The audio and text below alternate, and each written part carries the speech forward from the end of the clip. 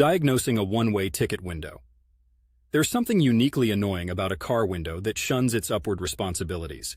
If your driver's side power window switch suddenly develops a phobia of lifting that passenger side window up, while its dedicated switch on the passenger side has no such qualms, you've got yourself a classic case of electrical hiccups. All cars being little intricate ecosystems of wires and currents, there's a handful of suspects to consider when tackling your rebellious window. First off, the issue may be just with that switch. The driver's side console gets a lot of action. It's the commanding officer of all windows after all. Wear and tear can cause the switch contacts to get dirty or damaged, specifically those that command the up function. This would be akin to a light switch in your house that turns the light on well enough, but won't turn it off. Cleaning or replacing the switch is often the quick and less expensive path.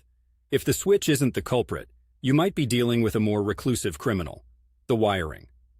Somewhere in the journey from your door control to the passenger window, there could be a wire that's decided to part ways, or insulate itself with some corrosion, especially if water has snuck into the door panel.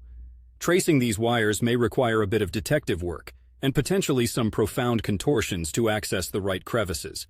Then there's the relay. Many cars use a relay for window operations to switch the high current needed. If this is weary or faulty, it may well pass the current in one direction and not in the other. If your car uses a relay for window control, swapping it out can be as straightforward as a game of musical chairs, but with tiny car part cubes. Lastly, there's the motor itself, sitting in the door like a hermit. These motors are designed to work both ways by reversing the current. Should there be an internal fault, it might be unable to swing it back up. The motor is often the last suspect to interrogate, as it's a bit more costly and a pain to replace. So, confirm its guilt before dropping the sentence on it. Diagnosing this issue is quite the journey, involving a few ventures into the depths of the door panels.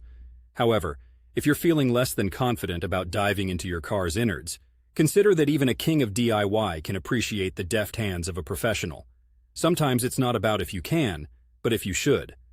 From my window adventures here in Portland, Oregon, I've learned to appreciate the times when everything works as it should, namely when both my windows and the rain decide to stay outside.